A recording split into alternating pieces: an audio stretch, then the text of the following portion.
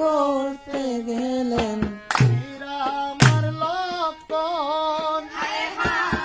মৃগ শিকার করতে গেলাম শ্রীরামার লক্ষণ ওয়ে গো শূন্য গৃহ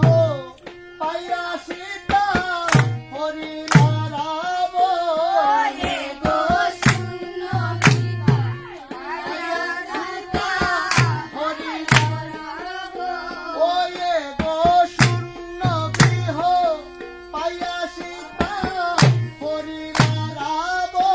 ওরে গো শূন্য পিতা পায়া সীতা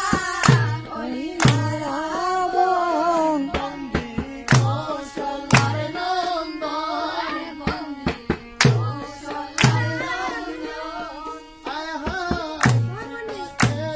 উদ্ধার করিতে